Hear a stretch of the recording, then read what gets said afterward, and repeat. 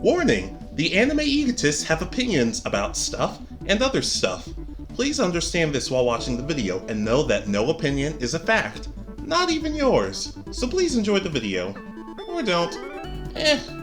And welcome back to the Anime Egotists, where I don't know if I'd want to graduate from Duel Academy. I might just want to stay there forever. Yeah, that's right. We got me, Foster, or as most people know me by, Alex, and I'm joined by my roommate at Duel Academy. And I'm Williamson, and most people know me as Richard. That's right. And it's been a little bit since the last time we did one of these talks together. But the last time we did it, we talked about the worst duels in Yu-Gi-Oh! Mm-hmm. Yeah.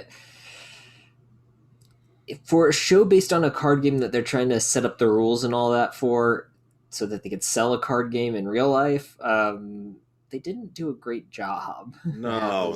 Kind of our whole point. Yeah, especially when you had no idea what was going on, particularly in the original series. But we're not here to talk about that this time. We're here to talk about the best duels, whether it was storylines, the stories involved, the mechanics, somebody's deck. It's just a lot of different things we could do. Just a lot of different things that made us enjoy these duels. Yeah, I mean, as we said, that we loved Yu-Gi-Oh!, especially when we were growing up. I think Alex still loves it a little bit more than I do right now, but but I need to give it a second chance, especially the 5D's season. I've only seen parts of it, so yeah, you definitely need to. But like we said last time, this is only going to be the original through 5D's. 5D's. Sometime down the line, I hope we can do Zexal through Vrains, Ains like 3 apiece or something like that. But with how long Yu-Gi-Oh's gone, how many series they've been, we could be doing this for the rest of our lives. And from what we've seen of Zexal, neither of us actually want to watch it. I'm gonna give it one more chance, but after that, like I might just be like, no, let's just move on to Arc VE or Arc 5, whatever the hell it's called. Okay, so but anyways, we have our list, the best Yu-Gi-Oh duels in the anime. Do you want to start us off? Yeah, I'm gonna go ahead and start us off. This one, we kind of spoke about when they broke the rules a lot or set up random rules for duels in the first part that usually didn't work out, but this one's kind of the exception to that rule, and that's the Yugi and Joey versus the Paradox Brothers in Duelist Kingdom. Go ahead. So, if you haven't ever watched the original series and the first season especially, Paradox Brothers are twin. I forgot what they called them. They're like star chip hunters, I think. They call them dueling mercenaries. Yeah, pretty much. And they're brought in to just stop people from getting enough star chips to enter the actual finals. But they specialize in tag team dueling, which at this point was unheard of. We'd only ever seen duels that are single one-on-one. Yeah, basically. So, of course, Yugi and Joey are the two entered in the tournament, so they team up and win the duel in the end. But the way they break the rules is that they use what is it? Maze Wall. What? I forget the name of the card. Wall Shadow. Well, no, that's one of the cards they use, but it's whatever it is. It's a maze card, and it's normally just a monster card you would use to defend yourself because it's got like 3,000 defense points. But it's in this case, it sets up a whole maze, and their monsters have to navigate it. And it actually ends up being a really fun set of episodes, in my opinion. They break the rules, again, as I said, a lot, because it makes no sense. But it kind of set up the premise for Dungeon Dice Monsters, like, half a season later. Yep. Somehow, yeah. Well, I guess my thing, the funny thing to me about this is they keep saying the Paradox Brothers are like, oh, they're dueling mercenaries. They're the best tag team duelists out there. Meanwhile, they lost to Joey. Yeah, and then later lost to students at Duel Academy. One of them being Cyrus. Yeah. But, I mean, there's a lot. I mean, we see all our favorite monsters from those two. We see Red Eyes, we see Dark Magician, and this is the first time we see the Red Skull Dragon. Which Yugi just happens to just pull out. Like, just, hey, I've had this card. I'm like, wait, How? We haven't even had we didn't even know we didn't even know we were gonna get red eyes until we got here. Whatever. Plot armor. And it was called Labyrinth Wall. That's it, yeah. So Labyrinth Wall is used and it makes that, but it actually had one of my favorite cards. It was the tank card. I always forget its name as Labyrinth well. Tank. Yeah, it's technically tied to this, but it's one of my favorite cards. Especially as a kid, I always found that card so cool, and I really wanted one. Yeah. Like the card or just one in real life? Well, both. Yeah, obviously. But I can agree. This duel was fun. This duel was pretty fun, despite the fact that not a whole lot about it makes sense. But they kind of lean into that, which does make it better. Not to mention the Paradox Brothers are. I don't know what the fan reception is of them, if I'm being completely honest. I enjoy them, especially with the whole premise of the you meet a stranger on. Or you meet two strangers at a fork in the road. One tells only the truth, one only tells lies, and you have to figure out that part to figure out which door to go through. Yeah, I guess I can co-sign on to that. It was a fun duel. Mm-hmm. All right, so the first duel I want to talk about. There we go. The first duel I want to talk about is Yusei versus Akiza in the Fortune Cup of Yu-Gi-Oh! 5Ds. Now, we all grew to love Yusei at this point, a noble, heroic, kind of serious type character, but we hadn't learned a whole lot about Akiza yet, and she was a far cry from a lot of the other female protagonists, or female main characters. Like, she was serious. She actually knew how to play. She actually knew how to win, but she also had psychic powers and didn't know how to control them, and everybody was terrified of her. So when Yusei first shows up and he's in the tournament, everybody hates him because he's from the satellite, because they say, oh, we hate him because he's poor, he's from the satellite, which, okay, wow. But he actually wins a lot of people over with him beating other opponents and him looking good in duels. While Akiza doesn't really do that. Akiza's pretty much torturing people throughout these duels, and the whole time Yusei is basically trying to say, we can be friends, we don't have to do it like this. And she's been bullied her entire life. She kind of has a reason for being so cold and standoffish. And meanwhile, Yusei's friends in the crowds are like, wait, is he holding back? Because a lot of his attacks are doing the right amount of damage, but they're not like destroying her or lighting her fire. They're like very simple, small attacks, which at first I didn't really understand, but I'm like, no, that does kind of make sense. He doesn't want to kill this woman or anything. But throughout the whole tournament, he learns more and more about Akiza. They have a good, solid duel, especially between their two best monsters. And the whole time, Akiza's saying, you're not going to stop me. You're not going to stop me. And Yusei's like, I'm not trying to stop you. I'm trying to save you. And he ends up winning the duel and kind of changing her perspective on life. And in the last few moments of the episode, you hear her think to herself, thank you, Yusei. Like, it was a great introduction to Akiza's character. The duel itself didn't go on for too long. A lot of Akiza's cards are really cool. It's a really fun duel with some great storytelling in it. Yeah, I'm just gonna have to co-sign. I don't really know 5Ds well enough to. Oh my goodness. And trust me, it's not the last time I'm going to talk about Akiza on this list. But I guess if you don't have anything to say more than that, then just go. Sorry, I don't know 5Ds well enough. Whatever. All right. So my next one is Yugi versus Arkana in the Battle City storyline. Oh boy.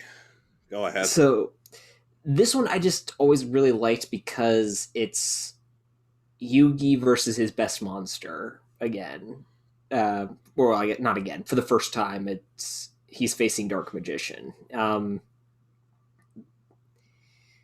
are parts of this duel that are kind of weird with because I don't know. Is it all Dark Magicians in the graveyard give Dark Magician Girl the boost, or is it only in yours? I always forget. I think it's both. I have a Yu-Gi-Oh app on me. I can look it up right now. Well, he's doing that, but So pretty much, Arkana is one of Marik's the main antagonist for this arc's lackeys. Um, he's again a magician, but he specializes in using dark magician like Yugi. Actually, almost to a more effect, it seems like. Although Yugi at this point is starting to show that he has all the support cards for dark magician that were available at the time. Okay, it's every dark magician or magician of black chaos in the graveyard. It doesn't specify whose, so I guess technically it's fine. Okay, so never mind. I used to think that it said only in your graveyard, so that Yugi cheated when Arkana's dark magician helps him out. He cheated regardless because he used that dark magic curtain thing. It's like, oh, now I get to use it. I'm like, no, you don't. You actually don't get to use it, Yugi. But oh my goodness. You see, Yugi, this is why you have the worst record out of all the Yu-Gi-Oh protagonists. Apparently that's legit. Yeah, I saw someone do like the whole calculations for it. Oh my god. You suck. Anyways. Well, it also doesn't help that he has like 5 duels in Duelist Kingdom, 5 duels in the next arc, like 2 in that mini arc online and all that. It's like he never actually has a 100 duels like Jaden and Yusei have. Yeah, well, he still finds time to save the day and be the hero when he doesn't need to, so whatever. I don't know. My thing for me is I don't hate this duel, but I don't think I like Arkana that much. Like, he feels... I don't know. I guess for me, I always felt like he probably should have been more of a challenge for Joey or something like that. Like, meanwhile, this is Yugi. This is the king of game. And why are you struggling against this guy? Like, they even made a joke about it in the Abridged series. When he was going through all of his most famous opponents. It's like all of my toughest opponents are here. And also Arkana. I'm like, yeah. I don't know. I just like this one because it's Yugi versus Dark Magician, and I actually really liked the red colored Dark Magician as a kid. Yeah, and I'm pretty sure he's black. Like, furthermore, wait a minute, one question. In Battle City, it was the winner gets the loser's best card, right? Yes, but Yugi only takes like 1 card throughout the entire tournament, or 2 cards through the entire tournament. That's Red Ice and Slifer. I was about to say, did he just leave that Dark Magician? That kind of bothers me, because Arkana was like, I don't even need this Dark Magician, and the Dark Magician looks at him like, what? What's happened? At that point, I would have been like, okay, I won, you're with me now, I'm going to treat you like you actually mean something. And just imagine if he had 2 Dark Magicians, later on in the tournament you see him summon 2. Yeah, that would have been cool. That would have been fine. But yeah, I mean, I can understand that. I think this might have been better in the Japanese when they didn't have the Shadow Realm, and it's like he's going to get killed or you're going to get your legs cut off. Yeah, something along those lines. But yeah, I can understand that. I can let you live based on that pick. All right, your next one. All right, my next one is Jaden versus Chazz in season 2 of Yu-Gi-Oh! GX. Okay, is this the return or which? No, we went over this beforehand. I made sure to pick not pick the one you were talking about. I picked the one during the Society of Light arc. Oh, okay. I was just trying to be sure which one we were talking about. So one of the things about this duel that's really cool to me is like we get to see Chazz use different the cards that Sartorius gave him when he got brainwashed, but we get to see a little bit of the psyche going into Chazz, like what happened, what he remembers, and all that stuff. Not to mention, he throws the Ojamas away, and Jaden finds them and puts them in his deck to help jog Chazz's memory. Which is weird, because I think he ends up summoning Ojama Knight, which I don't think Chazz had ever seen before, so I'm kind of confused how Chazz didn't recognize that card at first. Whether it was just his memory, or he just never seen the card before in his life, I don't know. It was confusing. But regardless, throughout the duel, Jaden keeps bringing back the Ojamas at the cost of his own life points, and they start reminding him, and they finally break it to him, and he finally snaps out of it and realizes what's happening. But instead of it being along the lines of, maybe he'll realize what happened, he's kind of just like, Jaden, you stole my cards, give them back. It's like, what? No, we were trying to help you. And he finds a way to get his Ojamas back in the duel, and the Ojamas completely turn on Jaden because they're all celebratory with him, like, thanks, Jaden, you really helped us out. And now all of a sudden they're like, we didn't want to fight you, boss, but Jaden threatened us with violence. And Chad's like, yeah, that's something he'd do. Oh, and Jaden gets pissed. He's just like, I tried to help you guys and you throw me under the bus? That's what the hell is wrong with you? And the way the duel ends is actually pretty interesting because Chazz just switches monsters with Jaden. He destroys his former most powerful monster and he loses on purpose thanks to its effect. And the Ojamas are kind of like, wait, why'd you do that? And I want to say it's either Hasselberry or Axe. There's like some cards you just want to get rid of. You just want to take them at. Oh, I don't know. Storytelling wise, it was a really good duel. I felt like Jaden was the right person to bring Chazz back. I thought everything after he came back was hilarious. And of course, it led to the dreaded him being like, oh, Alexis, now I'm going to save you, which never ended up happening, which is yet another misstep in GX. But it was still a fun duel. Yeah, this one, once I knew exactly which one, because, spoiler alert, there are a ton of Jaden versus Chazz duels in GX. Yeah, one of them remembering exactly.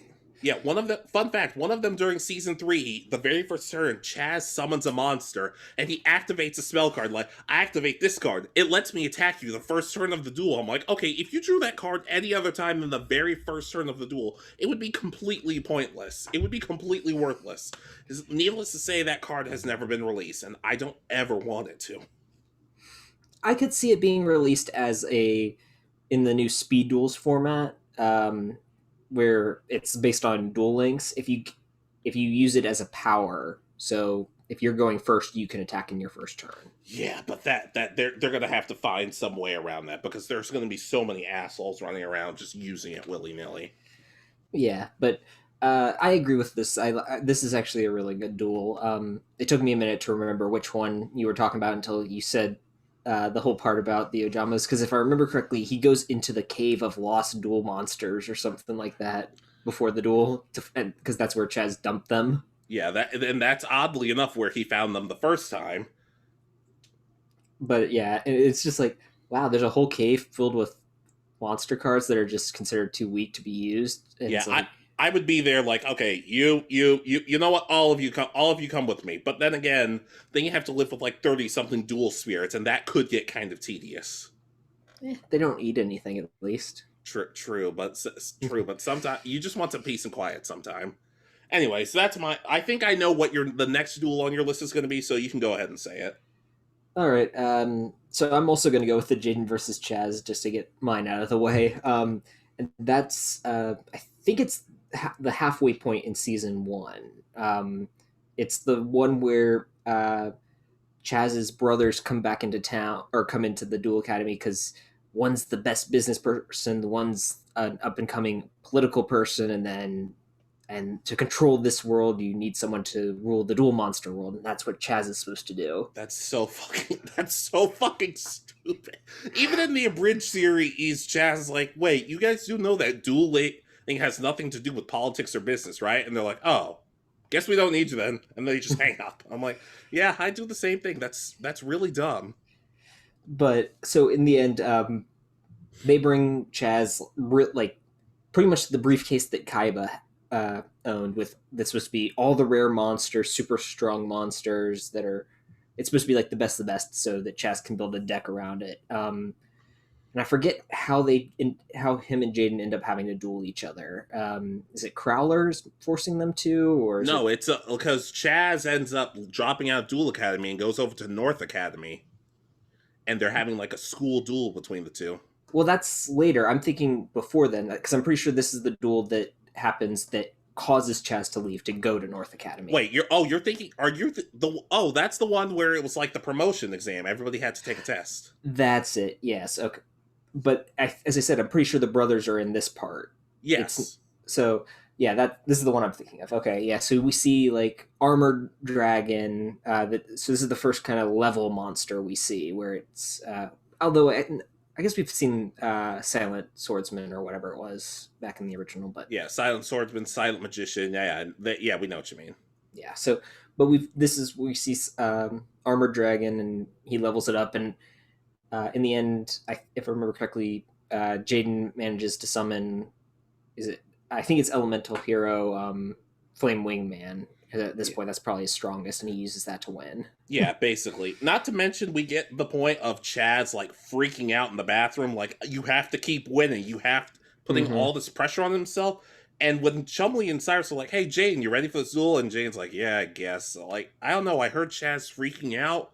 It kind of sucks that one of us has to lose. I kind of feel where he's coming from, and I'm like, wait a minute, is Jaden Yuki actually acknowledging somebody else's feelings and understanding them? That's I appreciate that. The one thing about this duel, though, is a lot of people say Chazz should have won so he could stand up to his brothers. I completely disagree.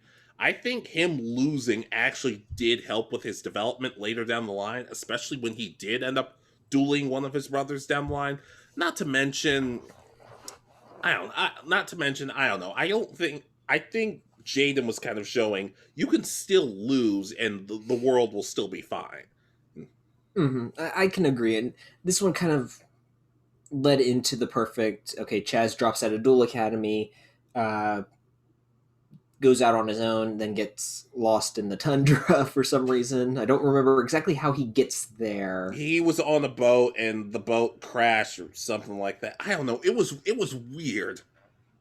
So pretty much it leads into North Academy, which is actually a really good mini story arc that they do. And that episode beforehand was really good because he loses all of his best cards at first, and he goes out and finds a bunch of weaker cards, but he learns to duel with technique rather than just simply power.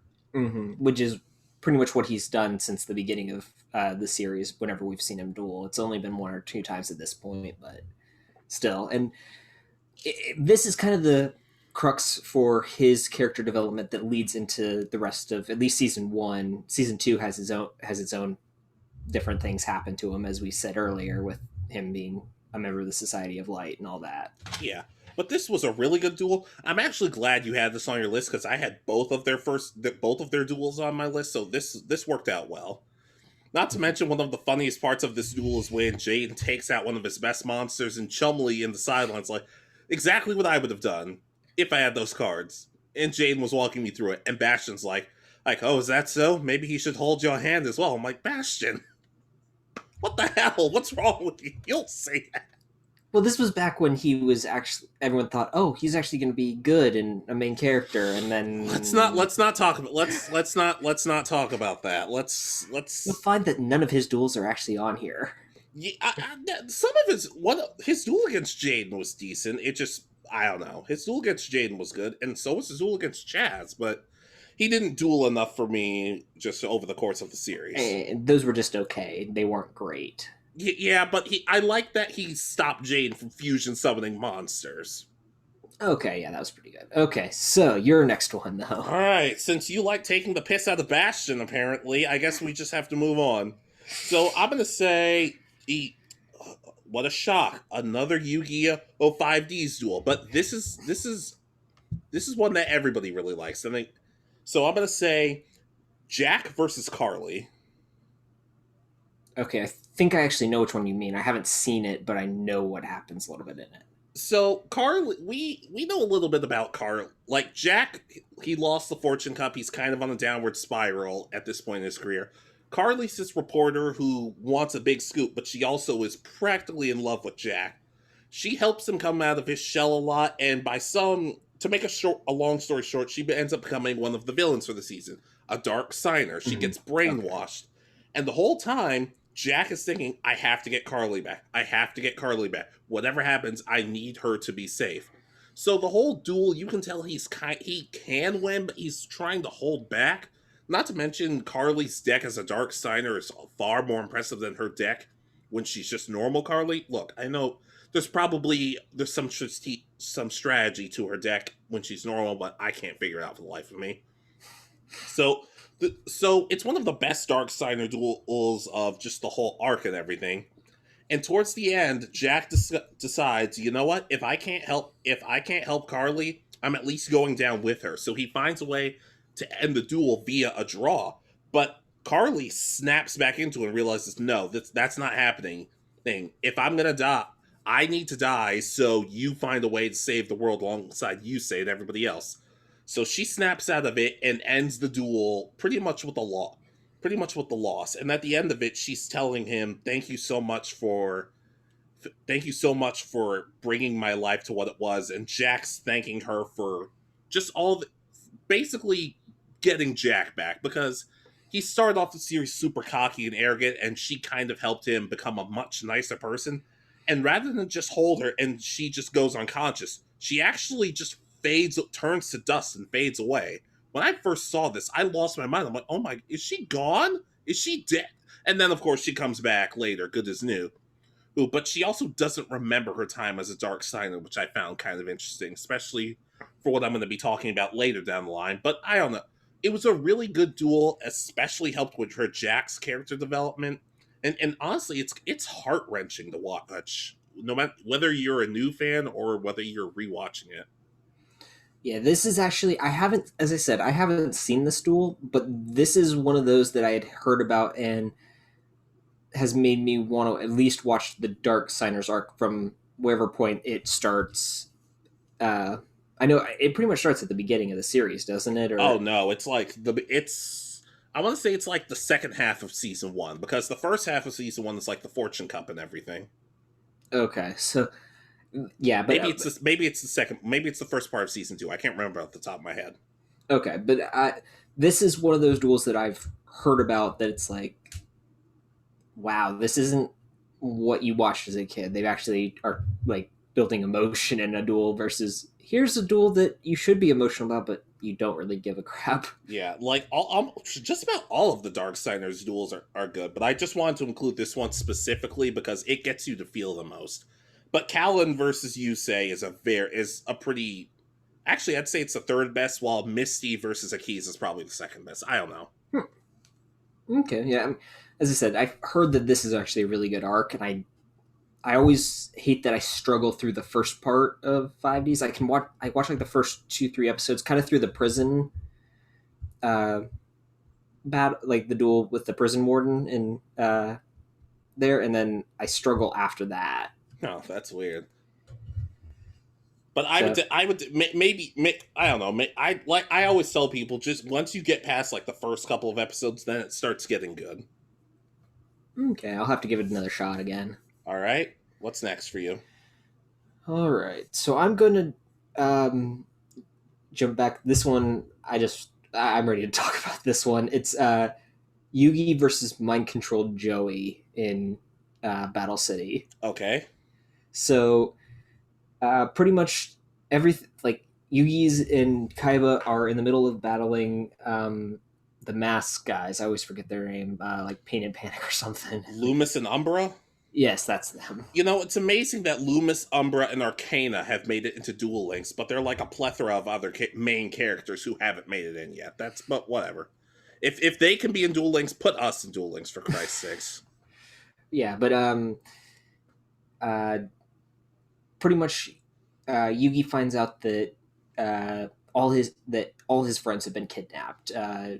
Well, not all. Joey and Tay have been kidnapped. Tristan's with Joey's sister because reasons, I guess.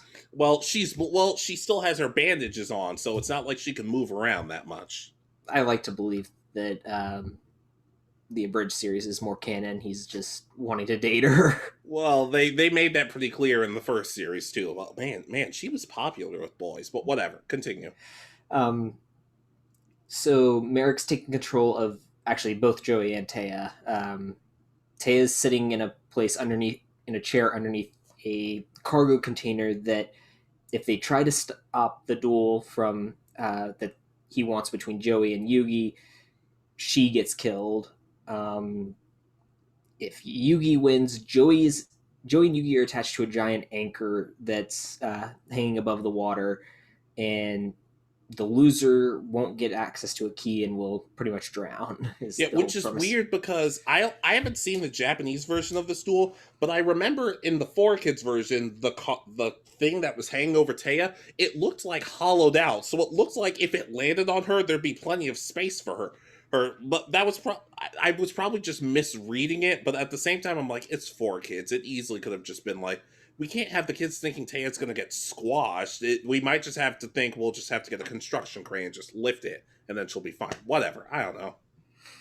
Yeah, but the whole premise of the other part is at least in watching the Four Kids as when we were growing up, is that they'll be pulled into the water and down into the shadow realm. No, they're gonna just drown. No, they're just gonna drown. Yeah, yeah, pretty much. So this duel, it's pretty much the entire part of this duel is Yugi trying to wake Joey up. He summons Red Eyes, reminds him that Red Eyes is his monster that Yugi's using because he won it back for him. He gives up the Millennium Puzzle, puts it on Joey's neck, and I mean that's actually a really good moment where he, because if I remember correctly, Marik's trying to lift the puzzle up or something to either throw it away or set it aside so that he can get it later. Yeah. And Joey breaks through and stops himself from throwing it away. I would have liked if Joey had like unlocked the puzzle and like turned into Pharaoh Joey for a second. That would have been fucking hilarious. I seem to remember they did that on Kids WB. When this arc was over and it was like the episodes between them taking off in the blimp and that duel, because there's like 2 or 3 episodes, because isn't this where right after we see Mai and her lover or whatever, or the guy who wants to date her? Oh god, that was such a terrible episode. This was like an episode or 2 before that, because you had a Bakura episode in between that. Yeah. But okay, so back to this duel. Again, we see some really good monsters. Again, cards that they never actually seem to have except for this duel. Yeah. It's, like, yeah, meanwhile, one of the cards meanwhile, when you think about it, all those cards because Marik gave Joey a couple of extra cards, like, hey, use these to beat Yugi. Meanwhile, he never gave those cards back. He's like, oh, you gave me like this really powerful card that destroys all my opponent's monsters? This is mine now. I'm not giving this back. Yeah, use what you get. But yeah, this one actually, as a kid, gave me the feels, because I mean, you can feel that Yugi doesn't want to be doing it throughout this entire duel. You see him holding back. You see him trying to find a way where he can wake Joey up and then end it in a tie so that they both can get keys and escape. Yeah, meanwhile, I also love everything going on in the background, because friends are, like, for example, Tristan beats the shit out of some rare hunter. Or it's like they actually show him cracking his knuckles and be like, all right, let's do this. And it shows the fight's off screen, of course, and he's grabbing, like, where are my friends? Just look at the pier. It's like, yeah. And Duke Devlin shows up and throws dice at people for some reason, and then Mai shows up and almost hits them with the car. Like, I'm like, okay, there are a lot of coincidences happen, but I'm completely okay with it. Also, this is one of the few times I actually enjoy Taya in a setting, because she tells Serenity, do not take off your bandages yet. Because she thinks if the first thing this girl sees after being blinded for so long is her brother as a mind-controlled zombie, it's going to ruin her life. And when she does take off the bandages after Joey has escaped, it's him trying his best to save Yugi. It's honestly, I don't know. That moment itself always made me. It was always cool to me. Plus, Mokuba and Kaiba show up, and which when I think about it is hilarious, because when he tries to stop the guy who holds the remote to the crate, Kaiba throws his blue eyes at the person. Like, dude, what if he catches that? Is it just his now? It's like, oh, thanks for the card, dude. Mine. Well, yeah. Doesn't he say in the abridged series? Doesn't he say, "I summon Blue Eyes White Dragon" as he throws it, or something? Something like that. But here's the fun fact about this. I have this episode on a Game Boy cartridge. You know, back when Game Boy cartridges did like episodes of TV. That was a weird time. But I would rewatch these episodes all the time. It is one of my favorite duels of the series. Oh yeah, and as I said, this is, like, in my opinion, this might be the height of this series, because there were some okay duels in the actual tournament at the end of Battle City, but I never really loved any of the other arcs in there. But this one, it's like, wow, I love these episodes. Yeah, it was. I can definitely agree with that. It was really good. All right, so your next one. Okay, this one's a little bit complicated, but just hear me out. Team 5D's versus Team Unicorn. Okay, this is after. This is in the second tournament, which is after the Darksiders arc, right? Correct. Okay, I know when it happens. I just don't know what happens. Okay, so we know Team 5Ds was originally supposed to be Yusei, Jack, and Crow, and they were going up against Team Unicorn, who were three guys who I'm not going to say they were cheat. Okay, they were cheaters to an extent, but they had a practice duel against one of the members of Team 5Ds, and they used a completely different deck than what they used in the beginning, kind of throwing them all off and kind of tricking them. They also use a card that seemingly causes dual runners to crash, which I have no idea how the creators of this card can keep creating these horrifying, dangerous cards that can kill people. Whatever. I'm sure you have to sign a waiver or something. But while practicing, Crow ends up getting hurt. And they ask Akiza, who's still relatively new to turbo dueling, to help them out, which I really like because several episodes earlier, Akiza actually got her turbo license, and the fact that a lot of people that apparently the rumor running around the Yu-Gi-Oh fandom was Akiza was supposed to be a bigger member. Akiza was supposed to help with the main baddie in the last season, but Crow got so popular that they're like, you know what, let's give it to Crow instead. So it's kind of like the roles got reversed. So they helped Akiza out a little bit. I don't know. Okay. Not to mention, and this duel is interesting because it's 3-on-3, but not necessarily just three people standing or three people riding or that sort of thing. It's one person versus one person, and then when one of those duelists loses, is the second person from their team comes out, and then after that the third person comes out, and whoever has like the most duelists remaining at the end wins. The last duelist riding wins. And the cool thing is even if you lose any cards out on the field, your teammate gets to use after you. No, I don't know. It's an interesting concept that they replicated well in the video game, but I'm not. But I don't know. But one of the cool things though is that they actually have Jack lose first, which makes it so Akiza is the one who has to step over and take in, which they do a good job of showing Jack's pride cost him the first part of the duel.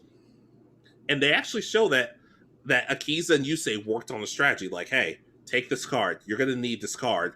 And Akiza ends up summoning Yusei's Stardust Dragon, his best card. Which at first everyone's like, "Whoa, how'd you get that card?" It's just like he probably Yusei gave it to her. Guys, come on. But it's Akiza ends up losing, but she ends up sacrificing her life points to keep Stardust Dragon on the field. And the whole time, and afterwards, after she loses and leaves everything to Yusei, because she's gotten the first guy's life points down to about half before she loses. Like you see her, and she is crying. Because she feels like she let everybody down. But Crow's like, hey, look up. And he points, and her parents are in the crowd with a flag, waving a Team 5D's flag and saying, we're so proud of you, Akiza, great job. And everybody starts applauding. Think about this. The girl who was considered a monster from everybody else has won the love of everybody in the stadium. It feels so much more real than when Naruto, saved the world from pain. And everyone's like, yeah, Naruto, you're cool. I'm like, no, all of you are so fake. All of you are terrible. Oh, because it actually shows Akiza was actually starting to become friends with people and everything. Even the announcer starts crying, like he sees everybody cheering for her, and he's like, and someone just pats him on the back. He's like, yeah, let's go, move on, go. You say go. But the whole duel itself is just really cool. Like I love the idea of you taking over for somebody and maybe having an advantage, even if you're down a person. A lot of people don't like the ending though, because the ending, if what the last person Yusei duels, he pretty much tries to get Yusei to lose by like having him run out of cards. But for some reason, everybody convinces him, no, that's a dirty way of winning. I'm like, is it? Nope. But then again, they'd been cheating almost the whole tournament, so I guess in a way it kind of makes sense with what I said earlier about dual runners crashing. So Yusei's able to turn it around and he wins. Honestly, it's just an awesome duel. This is one of those duels that the second I saw the first episode of it, I just binged the whole thing. I didn't take a break or anything. It's just an awesome, awesome duel. Yeah, it sounds pretty interesting, especially because of the whole tag team duel kind of style that they have there. Uh, where they have to tag out after they lose, pretty much, but they get to keep stuff. So Yeah, they replicated it pretty well in the video game. My only problem is you're the second duelist in your team, and if you lose, then it's just game over. I'm like, wait, so the third person on my team just automatically loses? What, you don't trust my teammate Misaki? She almost beat me one time. But obviously there's like, you have to be the hero, but whatever. Like I said, it was a really unique duel, and I'd like to think that if we got more Yu-Gi-Oh video games, like we've talked about before, this one could be one that they could replicate this style of. Especially online. That would be amazing. yeah, that would be an interesting way of doing it. Trying to figure out, yeah, that would be very interesting. But you'd have to like time it so that uh, you have like people who would sub would be able to stay there because, or if you, I'm just thinking like if, oh, I drew number 3. Well, I got to come back in 30 minutes. Something like that. Not to mention, in this duel, everybody in the pit crew had Team 5D's jackets and like hats and visors. I'm like, okay, I need one of those. I need one of those jackets or hats. But yeah, this was a really solid duel. The ending being kind of in question at times, but I still think it was worth it. I still think everything else about this duel was like an A or an A plus. All right. All right, so we're on to honorable mentions now. Right? Yep, that is correct. All right, so I'll get my one out of the way, and if I have another one by the time you're done, then we'll go from there. But my honorable mention is Jaden versus Zane at the graduation duel. Okay, that was one of my honorable mentions, so we can talk about it together. All right, so this one, so pretty much as you know, of course, Zane has been the height. He's the best of the best at the academy. Jaden's never come close to winning against him in any duel so far. I think they've dueled twice before this. Yeah, I think it was like once, and that was really early in the series. Like, and Jaden lost, which I thought was pretty cool. Yeah, and then it's because it's over. The first one's over Cyrus getting to use Power Bond. Yeah, basically. Then there's another one I think that they just duel for a bit. It's not. It's just more fun, or I don't think they do. They don't duel before. Like, those are the only 2 times they are. These are the only 2 times they duel, if I recall. I think they dueled like once in season 3, but I don't know if you've seen that. Probably not. But so yeah. So this one is Zane's getting to graduate. He's number 1 in the class. He gets to pick anyone at Duel Academy he wants as his graduation present from the Duel Academy. And he picks technically very low-ranking Jaden as his opponent. And it's just, you get to see their most powerful monsters. You get to see Jaden's growth at this point. He's now, even though he's still technically ranked low, being Slifer Red, he's fighting the number 1 student and holding his own now. Yeah, definitely. I'll let you go into a little bit more detail. Oh, well, also they do the great story of like Cyrus kind of gets in Jaden's head. It's like, he's the one person you haven't beat.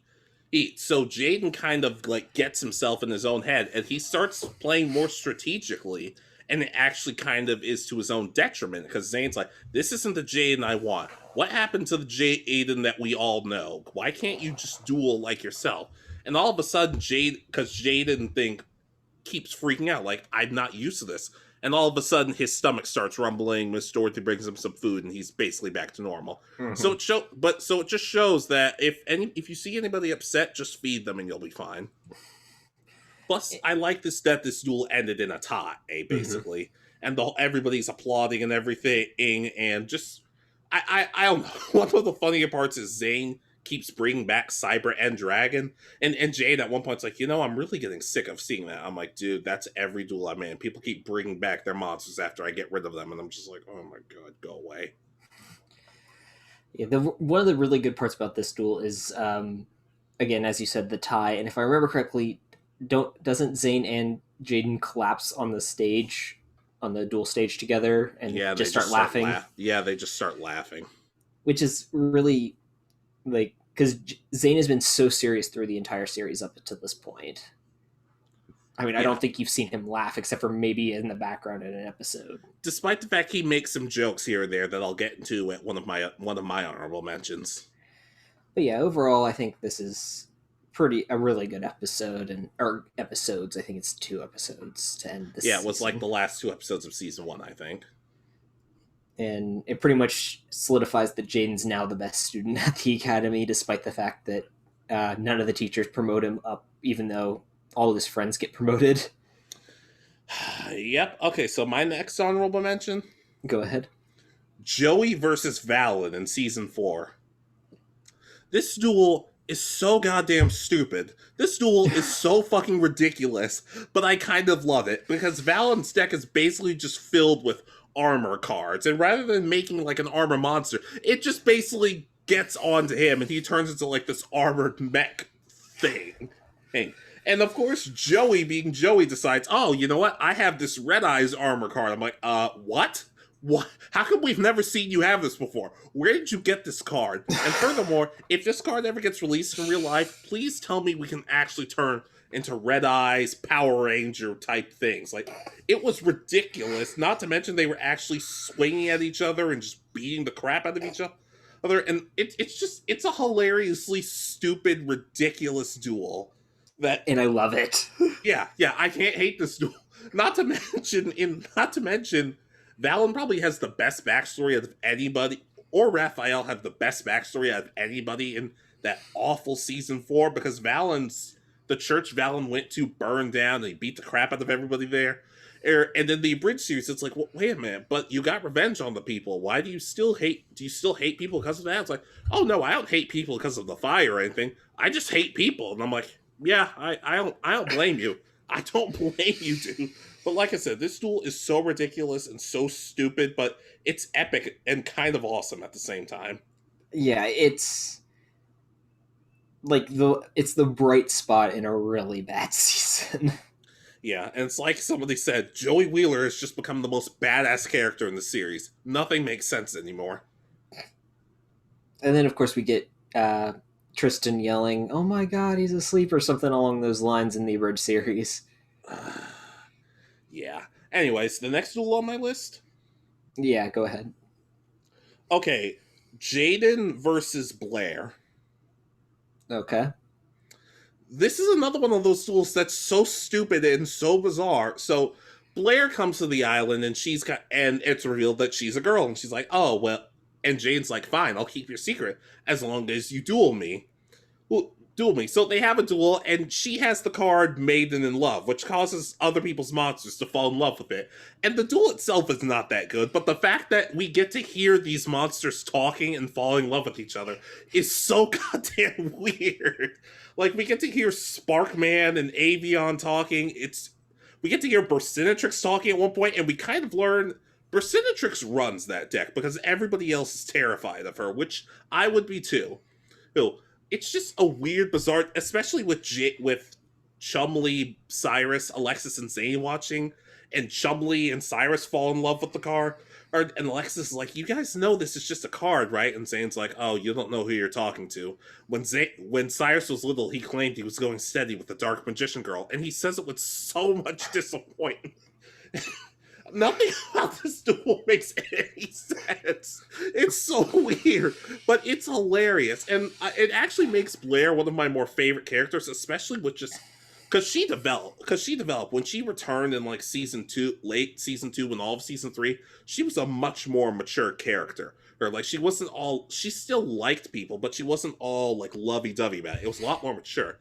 Especially in the 3rd Yu-Gi-Oh! Tag Force game, which I'd love to talk about that storyline, but just not right now. It's a hilarious, weird... It's a funny duel. Well, even if you don't like the characters, it's a funny duel. All right, and then do you have one more? Yeah, this is my honorable mention. This isn't from the anime, so it's like I said, it's an honorable mention, like an honorable mention with an asterisk. Mm-hmm. Any duel my parents had with me.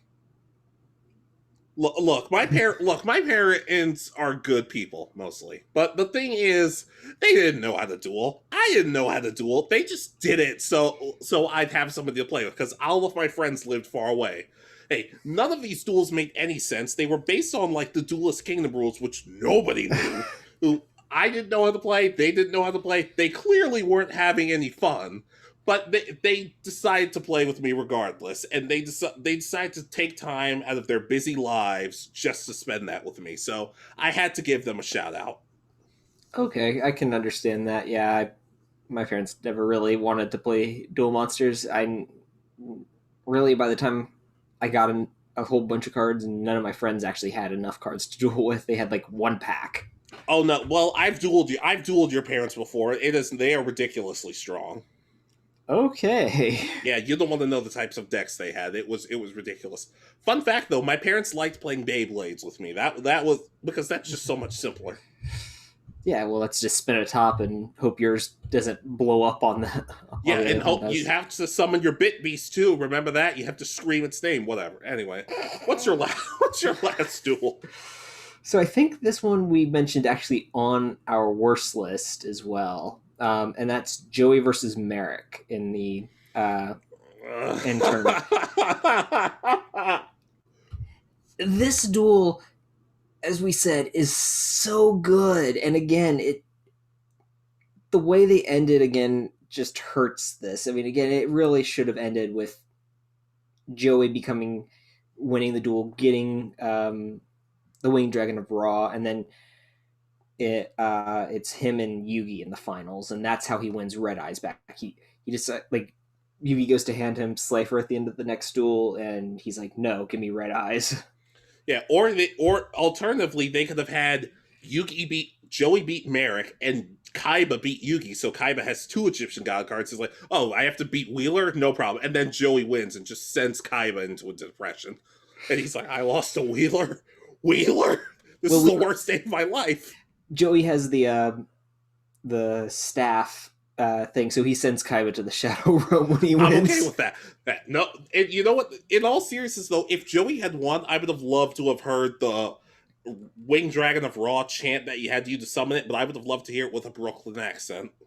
No, and the ambiance and everything is just in a Brooklyn accent. But again, at this point, this is again another one where you see Joey's growth. You kind of saw it in Duelist Kingdom, but not really. He was just kind of always there. But here it's like he's going up against. He's got a major disadvantage. His strongest monster, I think, in his deck at this point is Jinzo. He doesn't have a stronger monster right now. Well, it could eliminate traps, and back then that was like a really, really big deal. Mm-hmm. But I mean, all 3 of his opponents have Egyptian God cards and other ace monsters. Like Kaiba still has Blue Eyes. Yugi still has Dark Magician, and it's multiple different forms that he can summon. And then Marik has something else. I remember he having one other big monster, but that was it. Yeah, I'm not gonna lie, I'm not gonna lie, Marik's deck was pretty like Marik. Everybody points out that Marik's deck isn't all that good, but then again, at times Joey's deck wasn't that great. Like Joey, well, the thing about them both is Marik relied on the shadow games a lot, and Joey relied on luck a lot. So if you negated both of those, they would be easy to beat. So in a sense, this duel kind of was the perfect match. True, but again, it's really the ending that takes this duel down for a lot of people. But overall, I mean, you see Joey, and he's always finding a way to win in this duel, and it just flows really well. And in my opinion, it's actually a really good duel. It's just the ending where he passes out is what causes the issues. Yeah. Here's the thing. I don't necessarily.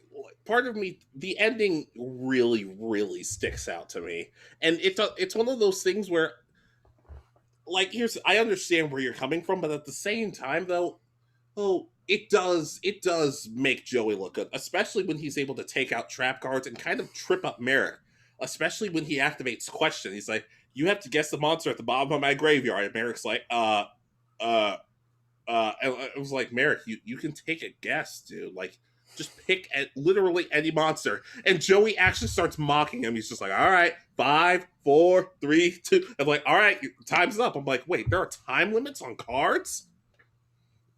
I mean, do it in a reasonable amount of time. True. Well, I don't know how long most turns last, but whatever. I understand where you're coming from, but I am still salty about the ending. Yeah. I'm So, next. yep, your final one. All right, the last duel on my list is Yusei and Kalin versus Lawton. Okay, is this the ending of the Dark Centers arc? No, this is the Crashdown arc, which I talked about in a previous video. Okay, go ahead and talk about it because I have no idea. Okay, so you don't know what I'm talking about. Nope. You son of a bitch. Okay. So I've talked before about the Crashdown arc, so I'm not going to get too much into the actual overall arc itself, but basically Yusei and Kalin have to team up against Lawton to get their freedom and the freedom of the town itself that they're not to mention the two kids that live in the town, Crash Town.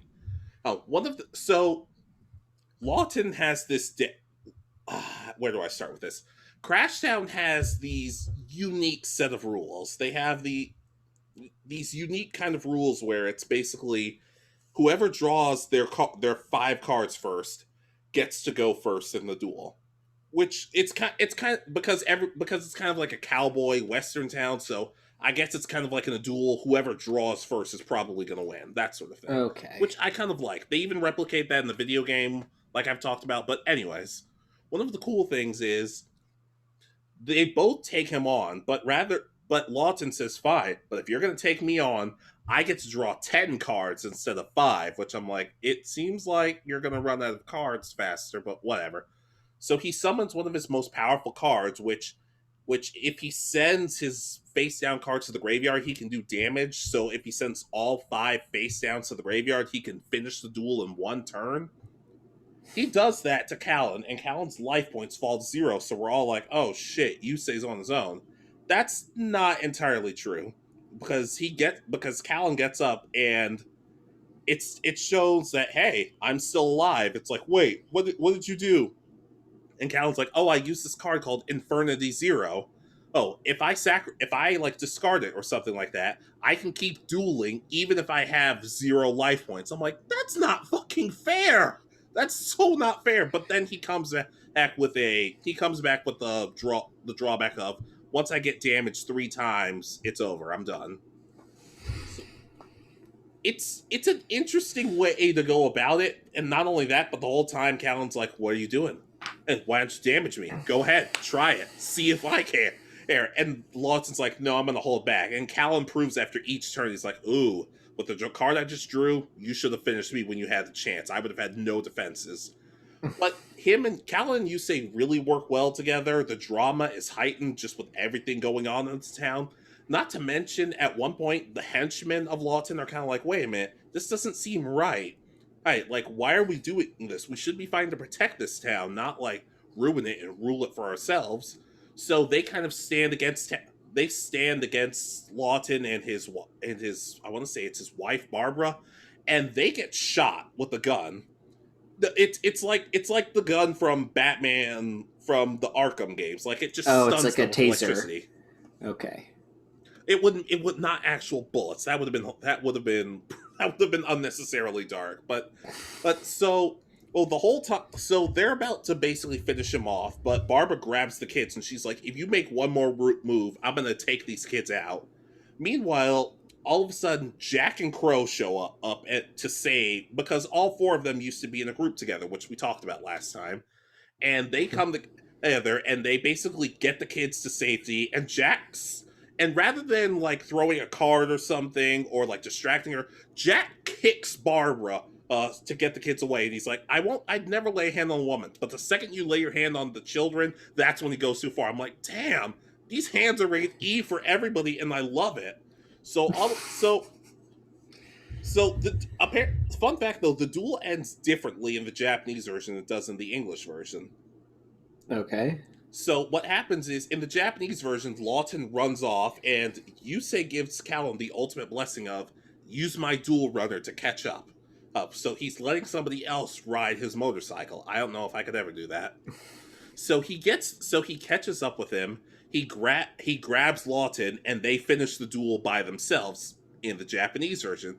In the English version, it's a little bit different. In the English version, Lawton's like, oh, I bet you want to finish the duel now, huh?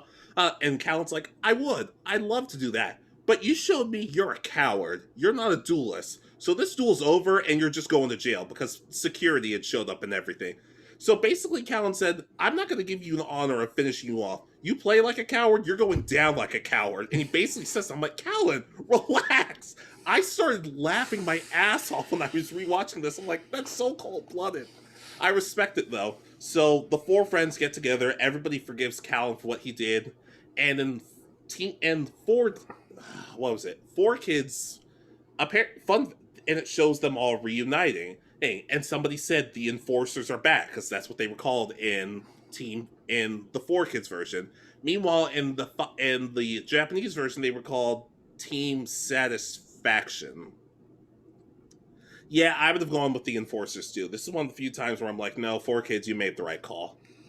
Oh, and they renamed the town Satisfaction Town, which sounds just Either way, though, it's a badass duel. I love how Kalin has all these combos, and I need to apologize because I misspoke about Kalin's deck when we talked about the best arcs. I said that Kalin's deck was focused on him having one card in his hand. I misspoke.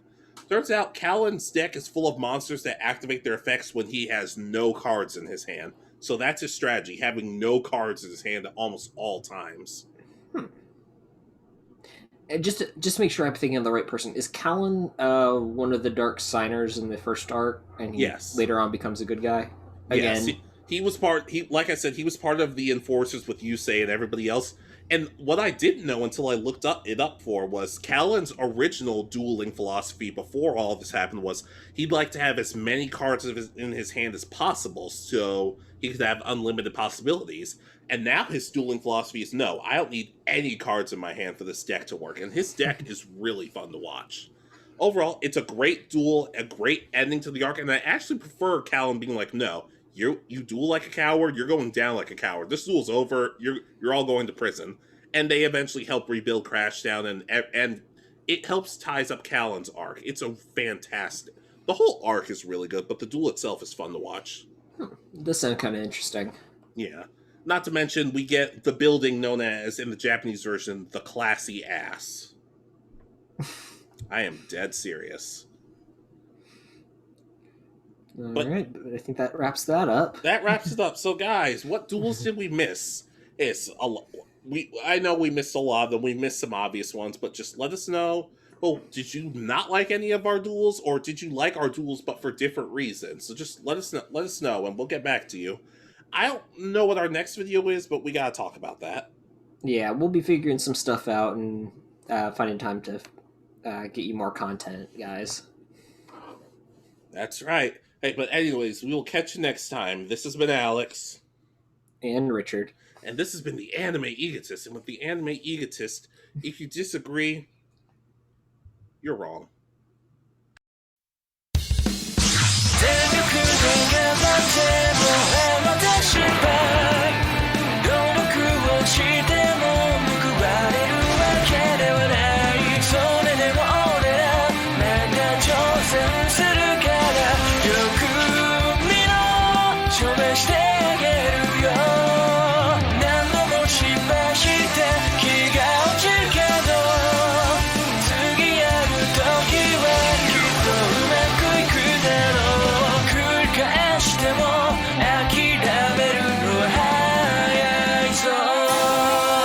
La la.